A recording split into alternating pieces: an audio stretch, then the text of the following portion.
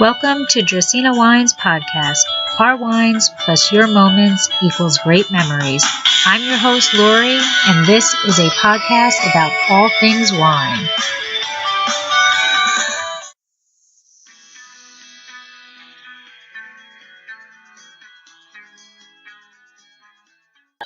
Hey everyone, thanks for listening in. Today's episode is a continuation of last week's podcast.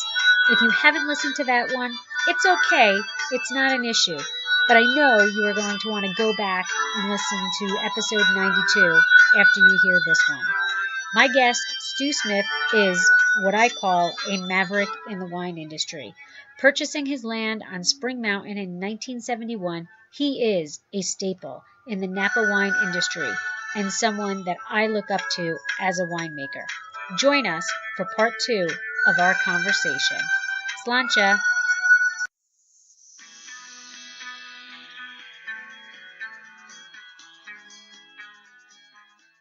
Best known, I guess, for your Chardonnay, Cabernet Sauvignon, and Riesling, right? But I read somewhere, or I heard somewhere, that you said that one of your best wines was a Pinot Noir and one of your worst wines was a Pinot Noir.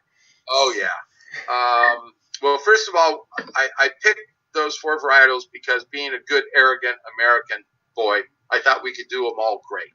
And I thought then, and I still believe, that those are the 4 most important varietals in the world. Pinot Noir, I used to say, I hoped wasn't an exact parallel, but it seemed like trying to make a great Pinot Noir was akin to going out looking for the Holy Grail. And when my brother and I sat down and said, okay, how are we going to do this? What are we going to do? How are we going to make it? How are we going to grow it? We came up with this crazy idea that we had to be very cavalier about it. We had to have an attitude of not caring, because if we cared, we wouldn't experiment and be wild and crazy and do stuff that you normally wouldn't try. Because there was no one in the New World, California, that we could look to's Pinot Noir and say, aha, they got it right. Let's do what they're doing. And so we tried a lot of things. One of the things we did, and I think this is fairly accurate, we were the first ones to do wild fermentations. We first started screwing around with Pinot Noir, not on a commercial basis, but bootleg. We were doing Pinot Noir with 74, 5, and 6 before we actually got the winery going in 77. But so we do a wild fermentation, and I called it a Bronco fermentation because it was wild fermentation, and we're in the West, so what the heck? And what I discovered was the first time it took 3.5 days to get going, and it was Clecera. And if you know Clecera, it's a true wild yeast, and it kicks off ethyl acetate, which is, for your listeners, nail polish remover. So when the Pinot Noir started fermenting, it's like, oh my God, we screwed the pooch here. This sucks. But I went back to my textbooks and I'm going, oh, wait a minute, this is okay. It's Clecera. It dies out at 1.5% alcohol, and it'll blow off. And then a Saccharomyces cerevisiae, a true wine yeast from somewhere, will come in and take over. So we did that and so we did wild fermentation through the mid-1980s. Our 1980 Pinot Noir was as good a Pinot Noir as we've ever tasted from California. But bracketed, the 79 and the 81 were just really not very good. And we were dirt poor, and we just couldn't afford the luxury of going after Pinot Noir. And it became pretty clear that Riesling and Pinot Noir were not as popular as Chardonnay and Cabernet. And so we were doing a good job with Riesling, and we weren't happy with Pinot Noir. And so we grafted it over in 86 and frankly never really looked back. That brings up the Riesling. I am an acid head. I love acid wines, and I got a bottle of your Riesling, and I had heard that you love acid and all this stuff, and I tasted it. I have to tell you, it is one of my favorite wines I have ever had. I mean, I I was sad when the bottle was empty. It was like, I just kept going, oh my God, this is fantastic. So like chicken or egg question. All right. So did you specifically look for the acid? Was that your intent, or did you like, wow, this has acid, so we're going to go with it type thing? It's a little bit of both. We didn't really know what we were getting into because we'd never grown grapes in this location early on, and really the first commercial vintage for us was the '77 Riesling, and we harvested it about 22, and we knew that we were not in a similar climate to Germany or Alsace, that we were California. We knew that balance was the primary issue that we had to be concerned with, balance between sugar and acid. And they were more northern latitudes. They took longer to ripe. They picked at lower sugars, and we weren't going to, so we came up with what we thought we wanted, which was to harvest around 22 degrees Brix, which for your listeners is a measurement of soluble solids, but fundamentally think of it as 22% sugar, and you're close enough. And then we wanted to stop the fermentation. We thought we wanted the sugar, residual sugar, at about 1.7. So that's what we did. And instead of taking the wine, fermenting it to dryness, and then adding grape sugar or moutet, which is basically grape juice that has been stopped that prevented being fermenting as a source of sugar, we didn't think that was the right way to do it. You get too much alcohol. So what we did right from the get-go is to ferment down to about that 1.7 range, and then turn the chillers on and anesthetize the little yeasties in there, and they'd quit working, and they'd settle down, and we could clarify and move forward. And so that worked for us really well. But over the time, we have dried the wine out. So we went from 1.7 to 1.4, 1.3, and now we're below 1 on a regular basis. The lowest we've ever gotten is 0.3, 0.3, 0.35, somewhere in there. That was a little too acidic, even for us. And now we float around in a range that we're pretty happy with, which is like 0.6 to 0.7, 0.75, somewhere below 1%. 0.9 is too high. And so we still want to harvest at low sugars so that we can get good acidity. But to be, completely, upfront, if it's a hot year, we will acidulate. Right. We're not afraid of that. We think that is completely acceptable. As I used to say when I taught viticulture and enology, the Europeans would make it illegal to add acid to their wines because they didn't need to. It's a cooler growing area. But sometimes their grapes, actually more often than they're willing to admit, wouldn't get ripe, so they had to chapelize, a cute word for adding sugar. Now in California, we never have problems getting things ripe, so we have made it illegal to add sugar. A very hypocritical, self-serving issue on both areas. And occasionally, if the wine is deficient in acid, we will acidulate. We try not to. We would like it not to have to do that. And if we do it, we have to do it really early on in the process. You can't wait for 6 months or a year and then acidulate before you bottle. You have to make the decision really right at fermentation. Because then the acid blends in and marries in with the grapes in a way that it doesn't happen. And in the same chemistry issue. There are lots of boys and girls who harvest. Let's pick on Cabernet Sauvignon, as I like to say. You would think after 8,000 years of making wine, we'd know when to pick the damn grapes. But there's nothing more controversial in Napa Valley and Sonoma County, and in really now the wine world, as to when do you decide the grapes are ready to be picked? Well, we still are a little old-fashioned and hedge on the older way of doing things.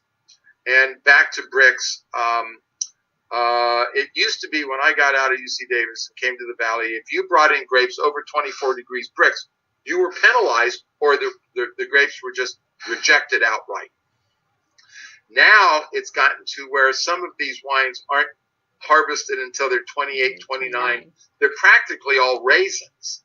I hate the wines, but as long as two of the major reviewers love them, they'll still be made, and yet they have no acidity. They're boring as all get out. And once you hone in on the prune, raisiny character, they're deathly boring. And because they've been sitting out there for so long, they come in with a fairly high level of acetic acid vinegar.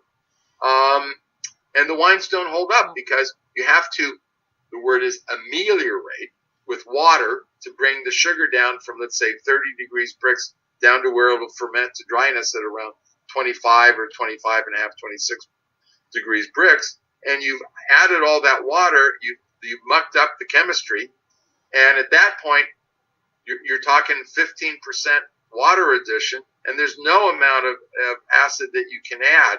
And a lot of these people don't even want to add acid. So the wines come out flat and boring and dull-eyed and just yuck.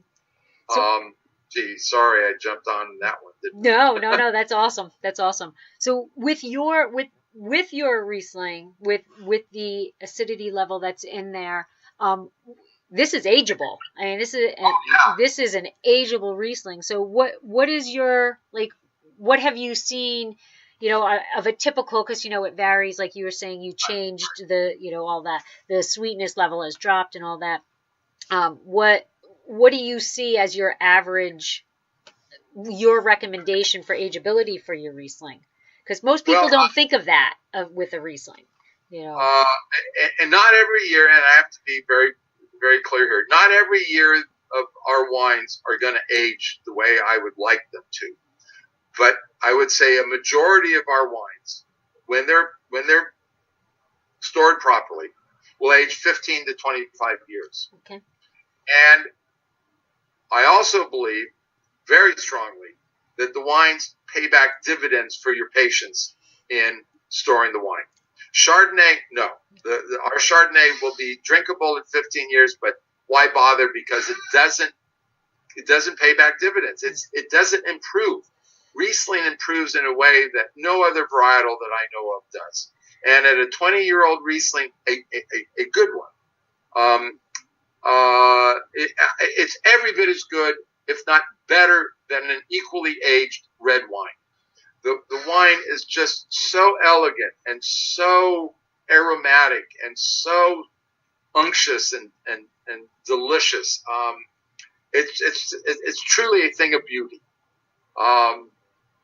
And I don't think there's another varietal that ages as well as Riesling. Now, there's a lot of Rieslings that don't age because of the way they're made. They're made in a kind of a supermarket style wine. But those of us who make good Rieslings and German Rieslings and Alsatian Rieslings and I'm promoting wines from other regions, the Finger Lakes is doing a really good job. There were some guys, I worry about them, that were growing Riesling on the Michigan Peninsula. And I think this was going to be another they've had a series of really cold years on them.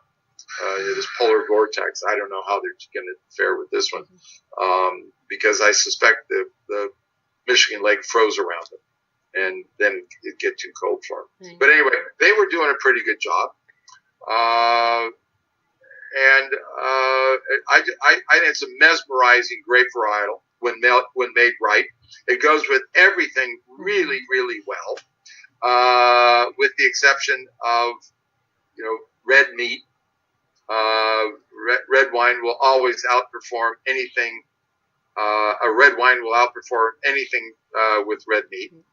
But on all the white meats and all of the sea fish or fresh fish, just about any other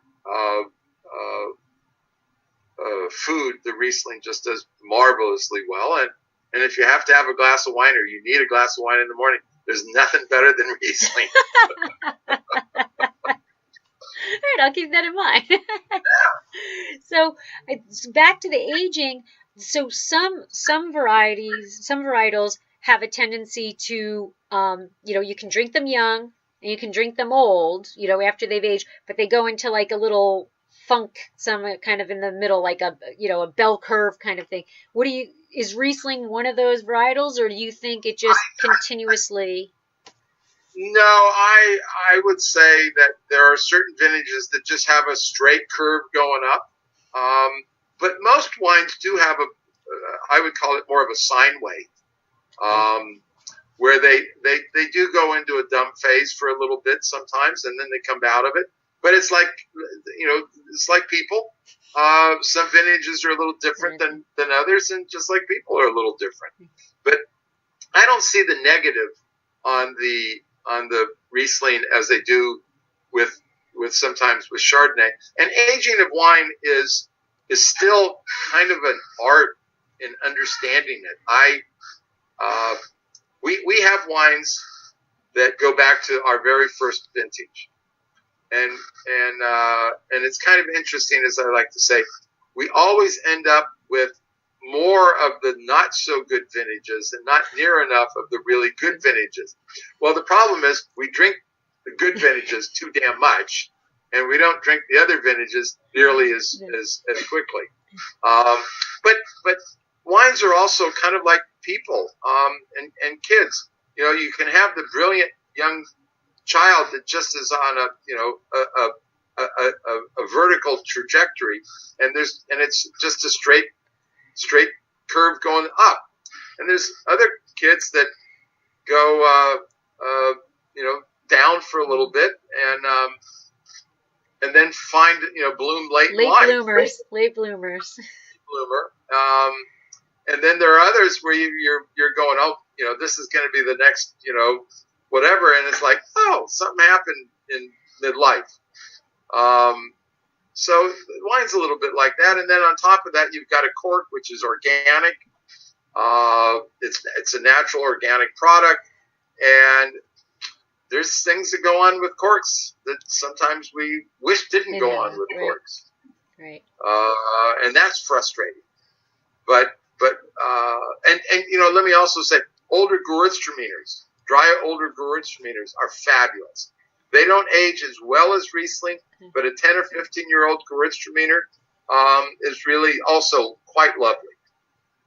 If I could grow another varietal, a white varietal, I'd like to do some Gewürztraminer.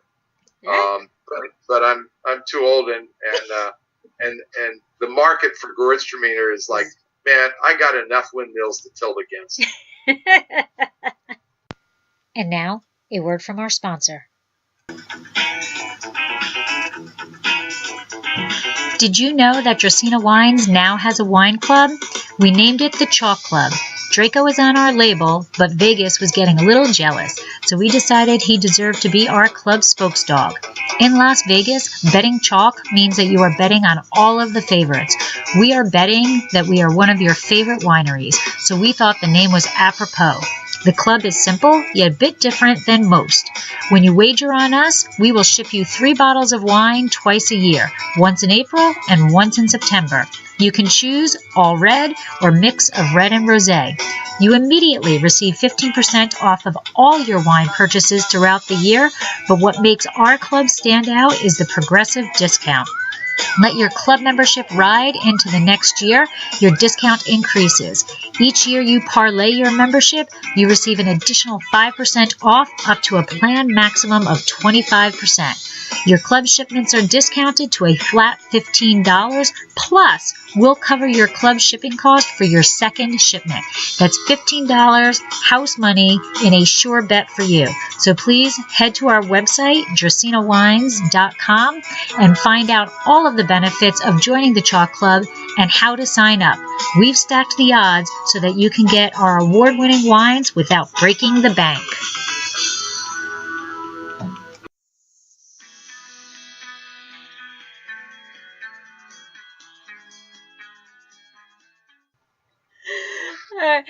So I'm going to probably fire you up right now a little bit, because I know this is. There you go. Yeah, be prepared. I know this is kind of like in your heart, soul, everything. But there's a lot going on with Measure C right now, and you seem to be right smack dab in the middle of what's going on, so I think people outside of your area, Measure C, I think, is a confusing concept for people. So can you first explain exactly what's on the docket, like in terms of what Measure C is? Probably not, but I'll do my best. Okay. Because anyway, what Measure C was a group of people who got together and did an initiative. And on the East Coast, you don't know what initiatives are. Half the country has initiatives, half of them don't. And the half that don't are on the East Coast, and the half that do are in the West Coast, Western United States. And that is where the people can go get together. And fundamentally, it is a good concept in one way. And that is, if government doesn't behave properly, the people can go out and petition with an initiative to get signatures. And I think it's 10%. You have to get 10% of 10% of the people have to sign your petition to change whatever it is that they want to change of the last election. So these people decided to do initiative, but in California, we perverted the process. And so if you do an initiative, then you get to get the title and the name, and then it's a way of going around the public forum. And so when you have, and if you go through the public forum to change rules, regulations, ordinances, laws, statutes, there's a debate, a public debate that goes on. The public gets their input. The legislature's debated. The horrid people from the outside that they get paid to the lobbyists, there was the word I was looking for, get in there and be able to present what they think are the good things or the bad things about it. So it's a collaborative effort where something that comes out of it is not nearly I would say, my point of view, not nearly as damaging, but is more suited to correcting the issue that they're trying to make the rule, ordinance, law, statute for. In the initiative, it's a take it or leave it. This case, it was created in secret. No one on the other side got any input. They put it together, and they were. And the bottom line is, it was called the Oak Woodlands and Watershed Initiative, and it was to protect the oak woodlands and to protect the watershed so that they could have more water and cleaner water. That's the argument. Well, who in their right mind is against oak trees or clean water or more water? So, I mean, that's like motherhood and apple pie. You can't get a more sympathetic concept. But as everything else, it's the devil's in the details. And really, what is or was their goal? And we believe that their goal was to stymie the wine industry. It was a red herring that they were doing. And what would happen if it passed is that a third of the county is in oak woodlands, and no more vineyards would be able to be planted. And we didn't think that was right. And I became very involved, and it lost very closely, but it lost. And I think that was a tremendous win for us because we had a huge rock to roll up the hill just for parity. And it was a pretty hard-fought campaign, and the Measure C folks left nothing on the table. But they didn't do anything with science. They didn't do anything with fact-based presentations. And the way we were able to do it was to use facts and science. And as an example, the thing with the forest, once this passed, you could do very little with the forest. And eventually those oak woodlands would become clogged up, and then you would have the same issue that our western forests have, and there would be insects, and with drought, the trees would become susceptible to insects and disease. And on top of that, the forest, before the Europeans got here, the Indians would burn off the forest on a regular basis, the low underbrush. But when you don't do that, then the forest starts becoming dense, and it actually uses more water. So what they were trying to do was to get more water released into the rivers and creeks, was just the opposite of what was going to happen. It wouldn't happen overnight. It would take 10, 15 years, 20 years, but eventually those forests would become clogged. It'd be very difficult to get in and to manage them. So they lost, and now the Board of Supervisors is running scared. And we just had a meeting a week ago today, in front of the Board of Supervisors, and all of the industry was there, and we all talked about science. We will live and die on science. But if you're going to regulate our industry with more regulation, which makes us more non-competitive in the marketplace, you have to. We demand that you identify the problem, and that there is no other solution than a regulation, and we want to know what the solution is that you're proposing based on science. And we don't think that's an unreasonable requirement, since agriculture is considered the highest and best use of Napa County. And we think we're going to probably lose this one. And it's an appeasement. It's a policy of appeasement, and these people are not going to be appeased. And quite frankly, they hate the wine industry.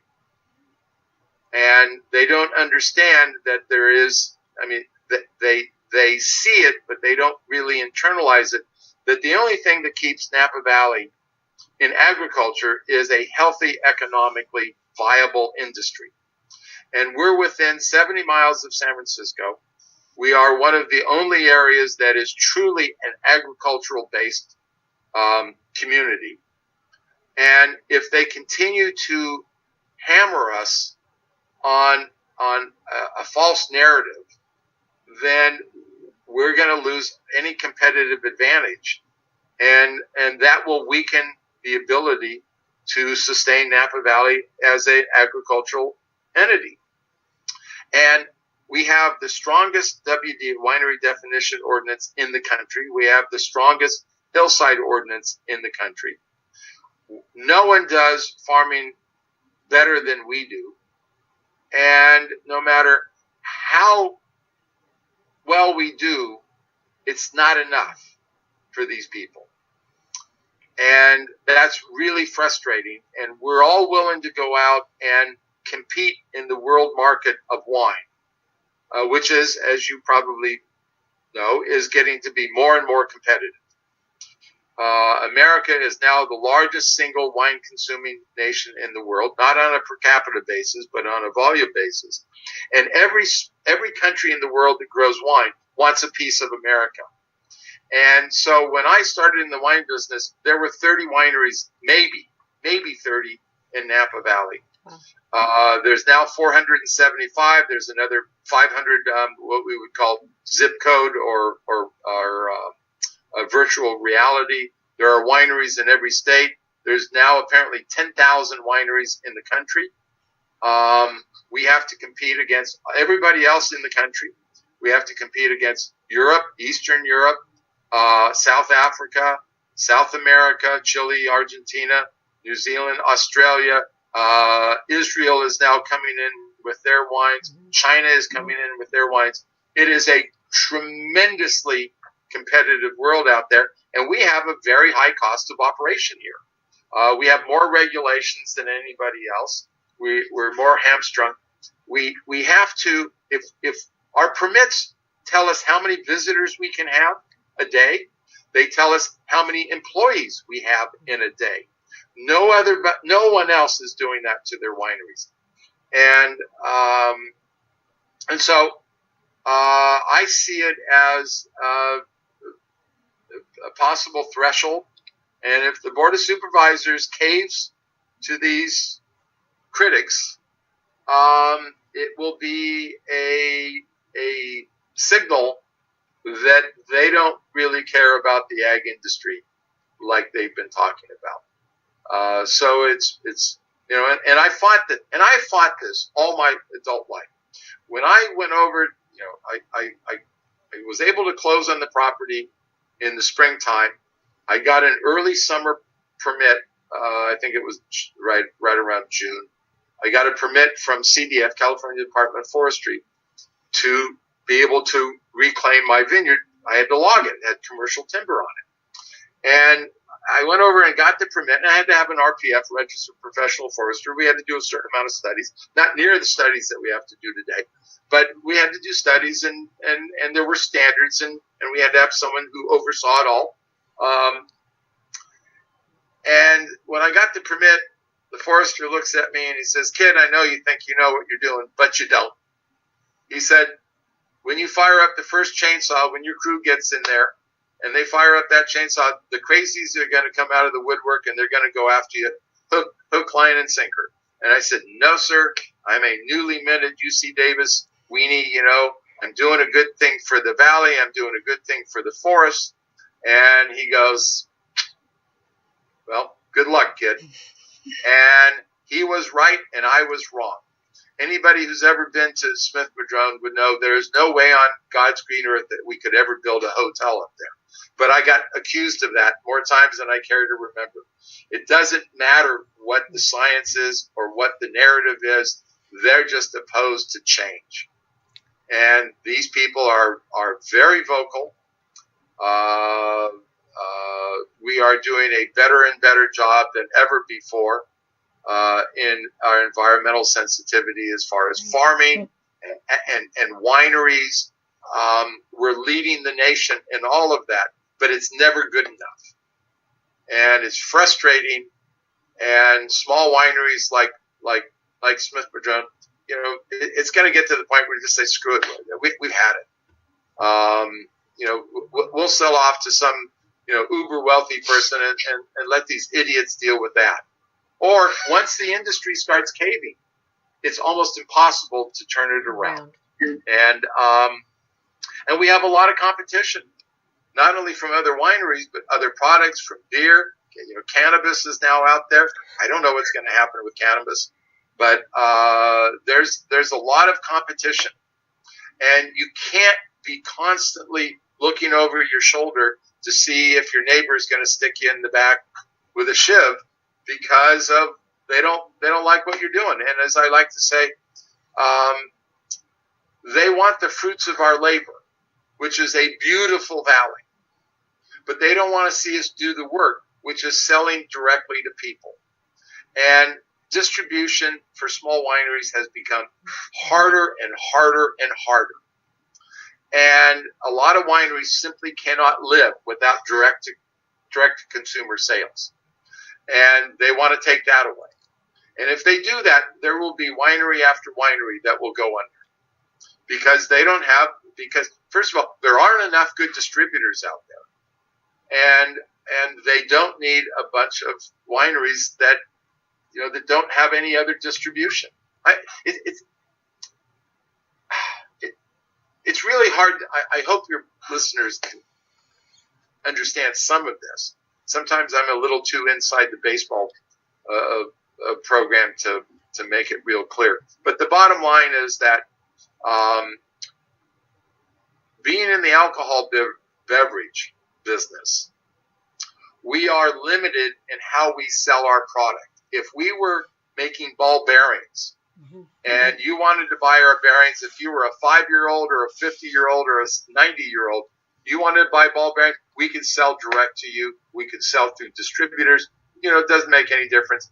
And any we state, would have any state, any state, and we are limited, and we are, and it's becoming more and more difficult now to sell direct than ever before. And to give you an idea, the Supreme Court just ruled that we now have to collect use tax, sales tax. So we now have to buy a program, which is very expensive, that when we make a sale, we know exactly what the sales tax is for every town and community in America. We have to collect that tax, so that's one program. Then we have to have another program that the two programs will talk together, so that every month, whether we sell wine or not in a state, we have to file with the state. So that program tells us how much money we owe to the state, what county is owed what money, because the county wants the money or the city wants the money that had the unique sales tax with it. And then we have to learn how to make this process work. And there goes another employee. And for a lot of us little wineries, we do, we're not the pharmaceutical industry throwing off great huge chunks of money. We're first and foremost farmers. Second of all, we are winemakers, and third, we are marketers and public relations people. And most of us are not exactly the best marketers in the world. And a little winery like Smith-Madrone, which is 3,000 to 5,000 cases, we sell everything we make, but we have to sell it. We sell in 2 provinces in Canada. We sell in Japan.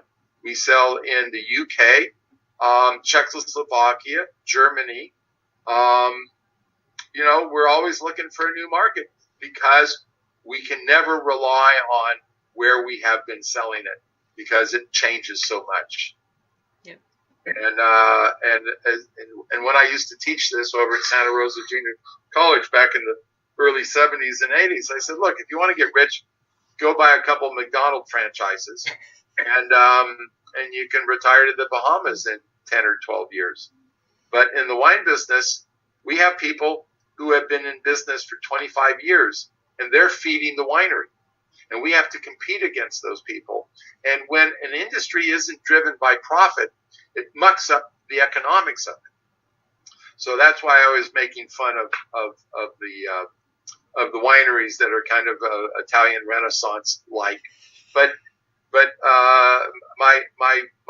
my answer today is we don't do Corinthian columns.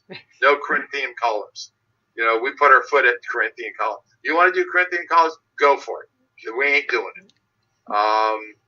And so it's we all love the business, but when you come back and you think your neighbors who you're providing, look, Napa Valley is a spectacular, beautiful place to live. And these people are so unappreciative of what they have here and what we provide them. And it's very frustrating. And in a lot of ways, they are going after the unintended consequences because they really are after the Mr. and Mrs. Gotrocks who sold their widget company for $1 bazillion out of Silicon Valley, and they come up here. But what they don't understand is that you can't single out with regulations one group of people, and you don't get to pick favorites. Regulations have to be applied to everyone. Right. And so it's what not they're in America, but it's not the Brad Pitt and Angelina Jolie companies that are going to be affected by this because they can handle it. It's the family run wineries that are getting stamped on or stomped on, so that, like you said, they're going after these conglomerates and completely forgetting about really who's all of the little guys who are setting up this whole thing. Yeah, absolutely. And for whatever reason, I have made it my mission in life to be a pushback. And so I single-handedly am pushing back, and a lot of people think that what I did in defeating Measures, well, one of the big things of defeating Measure C was my effort. I had my own blog and website and provided facts and figures, and people could go to it and read independent articles about what the environment is like. Now, it doesn't mean that Napa Valley is perfect. We still have a ways to go. But Napa Valley got to where it was over 150 years of poor environmental practices, and you can't change that overnight. But we're doing a damn good job of it. So anyhow, that's my 2 cents on it. I think that when Measure C failed, right? I think it was like 51 to 49%. So it really was a narrow margin. But I think that what was happening was people were voting or preparing to vote without really knowing what they were voting for. Because as you were saying, who doesn't love the oak trees? Who doesn't want clean water? But that was what was being presented. And the people with the money, the lobbyists, that's what they wanted. They were trying to sly in what they, hide really what they were trying to do behind this, let's all be happy and merry and dance through the forest, and all of that stuff. And it's what bothers me is that they try to hide things like that. And then even when people like you go and fight and they get the people to fight and you win, now they still can continue to change things. They tweak it to modify it just to try to attack it from a different way. They're like, okay, well, I couldn't get it from this avenue, so now, all right, forget that. I'm going to come at it this avenue. And right. I think they play with a lot of smoke and mirrors, and it's infuriating because they're not thinking of really what's better. They're thinking what's better for them is what right. they're doing. And the other thing for me that really propelled me into this one is that I really took exception to it because it really was a tyranny of the majority. And what they wanted to do, the people that owned the oak woodlands were not asked to be at the table to discuss this. They were not asked to give up their land. What would have happened is that had this passed, they would have taken their property rights from them with nothing in return. Yep. And to me, this is the ugly side of the initiative process, which is pure democracy. And it was a classic case of tyranny of the majority. And they came out and said, we want their land because we want their water. And Warren Winarski and Andy Beckstoffer and that group were absolutely blatant about it in saying, we want to take their land from them. We don't want to pay for it. We want the water. We need the water for our vineyards in the valley floor, and therefore we are entitled to regulate them out of their property rights. And I just had a shit fit over this.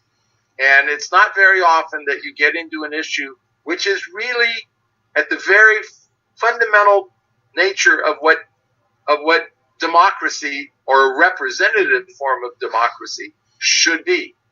And that's what really drove me, is because you don't very often get to vote on something that I think as important as what Measure C was purporting to be.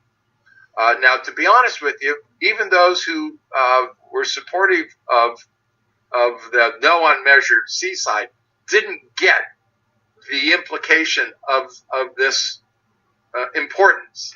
But it's what drove me, because they didn't go to the Board of Supervisors and ask for a forum. They knew they couldn't win in the public arena of ideas.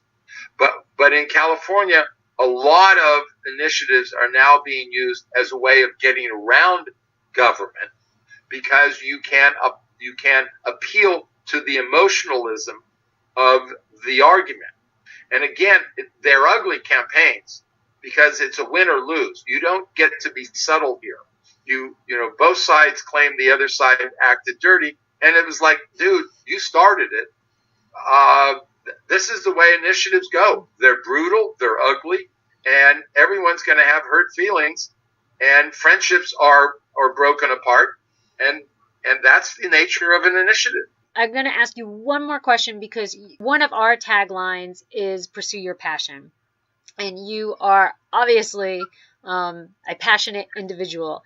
And what I always ask somebody is, if somebody is entertaining the idea of entering the wine industry, what would be your one thing to tell them about pursuing their passion? Oh boy. One thing. Well, first of all, it depends on whether you want to go into the winery side of things. Mm-hmm. I would say this, and that is, no matter what the industry is like, whether it's in good times or bad times, or in the bottom or saturated or growing like crazy, there is always room for a new idea, a new way of doing things. On the other hand, so that's kind of the overarching 30,000 foot view from the airplane. But if you're really interested in doing this, try to get some education and a job, and somehow work out in a way that you come out here. And there are internships. There are websites where you can intern. You can get books. In your community, if it's a reasonably large community, there will be a group of people who are working on their SOM certification. There will be like-minded people. Find them, get together, try to taste wines blind, read, and just, if you're really dedicated, go for it. A lot of people do it and make it. The way I did it doesn't exist any longer. I just came from a simple middle-class family, and was able to do things that simply can't be done today. I happened to be at the right place at the right time in history, and that door closed. And the idea, but there are a lot of people who do private labels. In other words, who do a custom crush. People get into the wine business. I have a young friend who wants to get into business. He's done harvests, 2 or 3 harvests. The people go to Australia, New Zealand, South Africa for doing internships there. And if you're really driven, then just go for it. Get down and dirty. Yeah.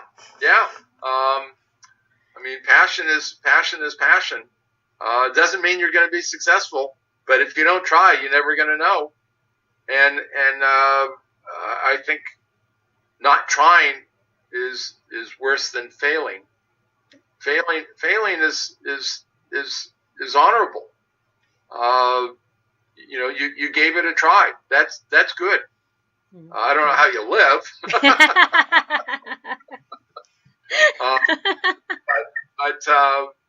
But yeah, anyhow. All right. So at the end of every Dracaena Wines on Wine, I like to play a little game. It's basically, it's a little bit of a psychology game, but it really came from Friends, from Phoebe on Friends. But basically, I just want to ask you, it's opposites, and there is no right or wrong answer. It's just what resonates with you more. And it's just kind of something that I think is fun to see how people think. So if it's all right with you, I'll do that. Sure. All right. So I'll start off with non-wine stuff, and then we'll get on into the wine stuff. All right. All right. So they're going to be opposites, just whichever one resonates more. So night or day? Oh, day. Okay. No, the one I like more, or the opposite of what I want? No, what you like more. What you like more. Night or day? Which one do I like? Yeah. Day. Okay. Sunset or sunrise? Oh, sunrise. Black or white? Oh, equal. Walk or run? I walk now. Hike. Food or drink? Drink. Old world or new world? New. Sweet or dry? Dry. Bubbles or still? Bubbles. Oak or stainless? Oak. Drink now or drink later? Both. Blend or varietal? Both. Vintage or non-vintage? Vintage. Cork or screw cap? Cork. Napa or Sonoma? Napa.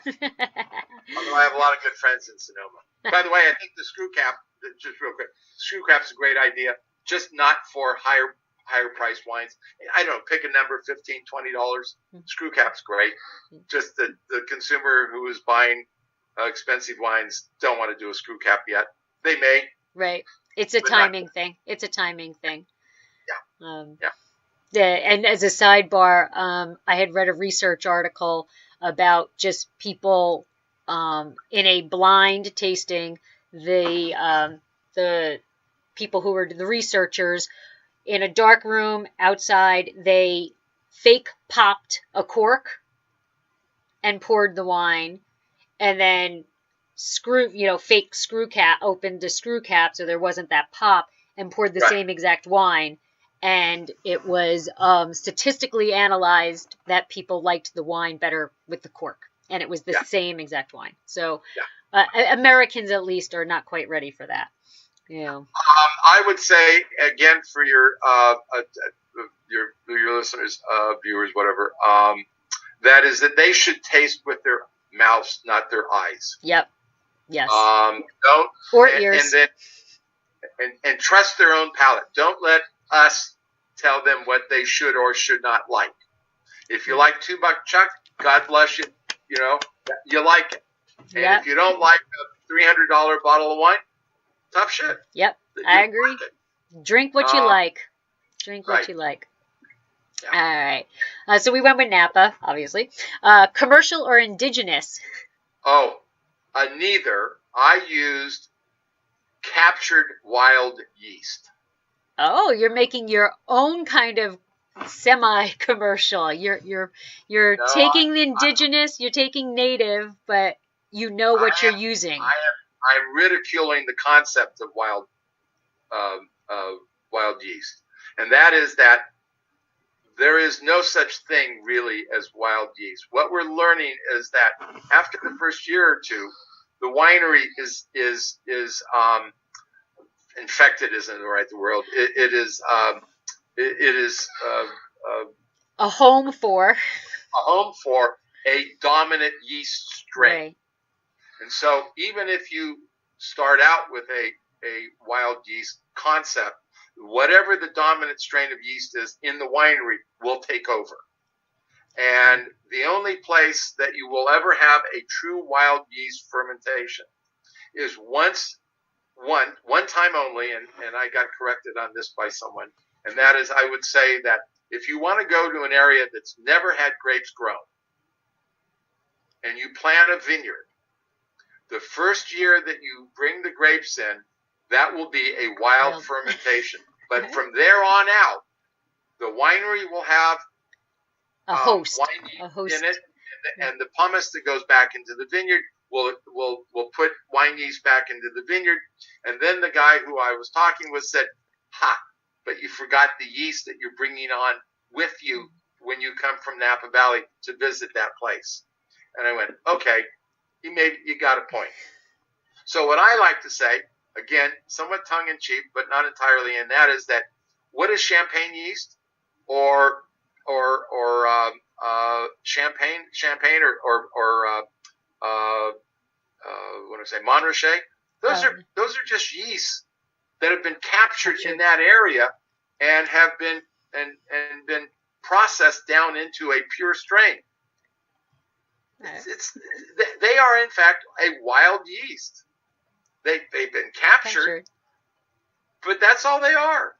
And I defy anybody to show me a fermentation and that can produce a discernible difference in the wine. And in fact, it brings up a larger process issue that the yeast that we're using is too efficient. Yeah. When I got out of UC Davis, we were generally taught that the efficiency of yeast from sugar to alcohol was about 0.55. Right. Now we're at 0.61. Mm-hmm. And we should be demanding of our wild yeast capturers, hunters, to come up with a strain which is less efficient, that would bring us back to 0.55 conversion or 0.5 conversion. Because, frankly, it's not the alcohol that makes the wine what it is. It's all the other stuff, and the higher alcohol can be negative. You know, alcohol's in the 14.5, well, 14.5 is outright, mild. I mean, we're talking alcohols that are in the 16%, yep. 16.5, 17%. That's just not good. And so we really need yeast that will produce a wine that is in a more moderate alcohol level. But you understand where I'm coming from. I do. I've had it with this whole wild yeast stuff. It is, as far as I'm concerned, complete hooey. There was some really good research out of the Okanagan about 4 years ago who did some of this work, and they discovered no matter what yeast you inoculated the must with, the dominant strain in that winery, it must be a tremendous struggle that goes on. I mean, kind of like a war of the yeast. And the dominant strain just takes over and does the major part of the fermentation, or at the very least, the finishing of the fermentation. So it's kind of interesting. That's cool. I never thought of it. Pardon me? I mean, I'm a microbiologist, and I know how it all works. I know how it's in the winery. I know all of that stuff, and I never even, I never thought about that. But you're right. Unless it's the very first, unless it's the virginal crop, the virginal crop, it's the same thing over and over. Yeah. And so then you get into the whole thing. And then with us, and so we were back to Pinot Noir, I didn't even know, nobody even knew what to call it. We would call it a 3.5 day cold soak today, because that's how long it takes Clecra to get going. Well, who knew that we were doing that? And not that it mattered, because frankly, we gave up. But there's a lot of things, and what's driving a lot of this is marketing.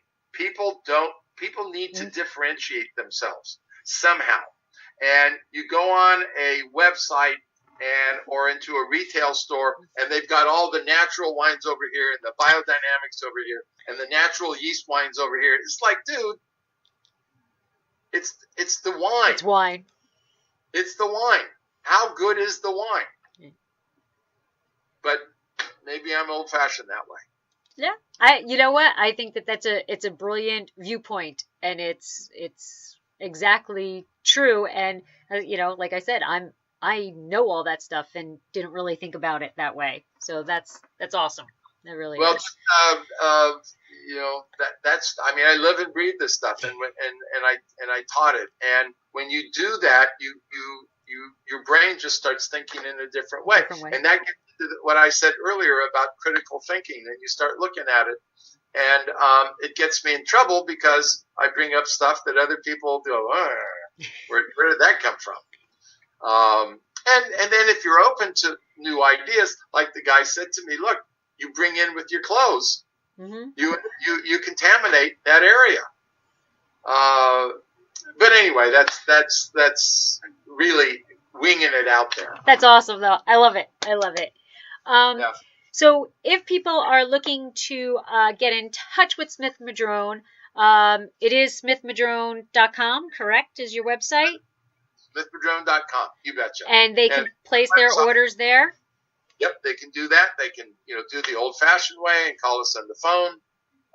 But yeah, and who does that anymore, right? We look. One of the things about the wine business, it's a people business. Yes. If you don't like people, you shouldn't be in it. Yep, you are correct. One of my favorite things to do is to be behind the table pouring for people, to talk to them, tell them our story, to see their face when they taste our wine. It's that's what it's about. That's what it's about. And then you are also on social media at Smith-Madrone, Instagram. Yes, we're all of those things. The easiest thing to do is just go on the website, and we keep the website up to date, and everything that we ever have written, talked about, is somewhere on the website. All of the tasting notes that go way back are there. You know, love to have people buy our wine. It keeps us in business. That is true. That is true. It's always a good feeling when you get that order and you know people are talking about your wine. That's right. But I want to thank you very much for taking the time out tonight to talk to me. I know our timing was horrible. We've tried for quite some time to get together, so I am thrilled that we were finally able to find a time that we both were free. And you know, in all honesty, really, I really do consider you a maverick of the wine industry, and I do look at you as somebody who I'm like, you know, that's what I would like to, you know, be like, the way you think, the way you produce amazing wines, and you know, obviously all that passion, and I love it. So thank you very much. Well, thank you for that too. It's fun. We should do it again. Yes. This has been fun. Yeah, maybe next time, maybe in the summer, I can take a drive up, and we'll do it from the winery, and I can show people the winery itself. That would be great. I'd love it. Thanks for listening to Dracaena Wines podcast. If you have suggestions on what topics you would like us to discuss, please reach out to us on social media. You can find us on Twitter, Instagram, Pinterest, YouTube, Facebook, Snapchat, Google, and Periscope as @Dracaena Wines. I am also on LinkedIn as Lori Hoyt Budd, or email us at dracaenawines.com. If you enjoyed our podcast, please subscribe and leave us a review on your favorite podcast catcher to help others find us more easily. We are found on all of your favorite aggregators. To subscribe easily to iTunes, go to bit.ly/Dracaena podcast. That's bit.ly/Dracaena podcast. And that's a capital D for Dracaena and capital P for podcast. Please check out our award-winning wines and find out about our wine club at dracaenawines.com. And remember to always pursue your passion. Sláinte!